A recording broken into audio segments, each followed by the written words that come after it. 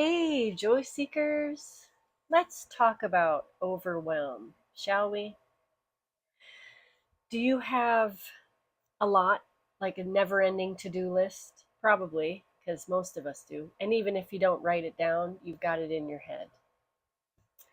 So I'm Katy B. I'm a joy activation coach. I'm neurodivergent and coming into the knowledge and soon to be officially tested for this. And just want to share some of the things that I've been dealing with and that maybe you deal with too, and how do we deal with it and still work toward joy? Let's get started. So, for one, I'm done editing.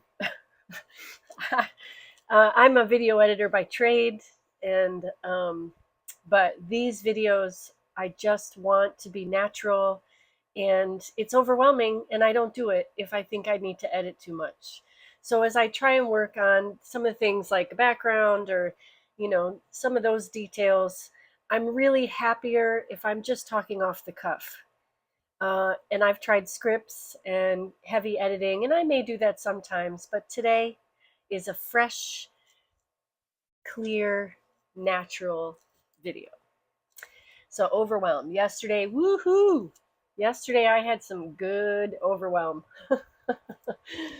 So I am in the process of moving my business. I'm in the process of running a nonprofit and trying to get a business started in a new town and get the nonprofit to have a presence in the new town and moving the business. Well, the moving of the business keeps having to be redone because I keep making boo-boos on the paperwork. And so let's cross our fingers that yesterday was the last time I handed that paperwork in and that we are all good. Please. And, it feels like I'm always working, and it feels like I'm always thinking ahead, trying to prepare for the best and the worst at the same time. And that can be overwhelming. And then I have opportunities that come in, and I want to say yes to all the opportunities. And sometimes, whew, it can be a lot. And then how do I stay energetic, and how do I stay focused, and trouble with transfer, want to focus on my special interests, want to take a break, want to lay down, want to, right? So, what I'm learning about autism and ADHD and the combination that it appears as though I'm self diagnosed and have that and looking for a true diagnosis. So, I want to say that I am looking, I'm actually in discussion with preparing to do that right now. So, but in that combination, I have a very big need to have routine, and I hate routine. So, as I'm trying to figure out my day plan, which I am a terrible planner, I like to be spontaneous, but I need a little bit of a plan so that I don't lose track and get nothing done because I do appreciate getting things done. It's a push and pull, it's a tug of war in two different directions. And sometimes that just plain relates into too much.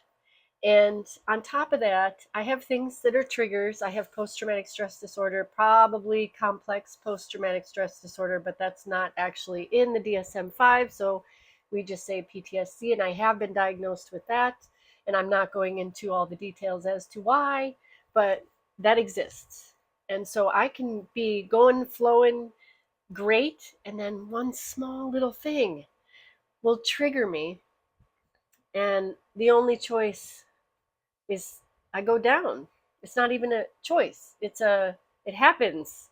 And then I have to figure out, okay, I need to let it flow. I need to have my emotions. I need to let it out. And then what? So a lot of times I call someone and we laugh. We laugh at all the unfairness. We laugh at the inconsistencies, the little things that trigger me. We laugh at the disappointments. After some feelings have flowed, which I need to do on my own. I feel super vulnerable flowing emotions in front of other people because that has backfired on me many, many times. I've been told I'm too much, I'm too sensitive, why are you making such a big deal out of it? So I tend to want to hunker down, have my feelings, and then check in with someone a little bit after that.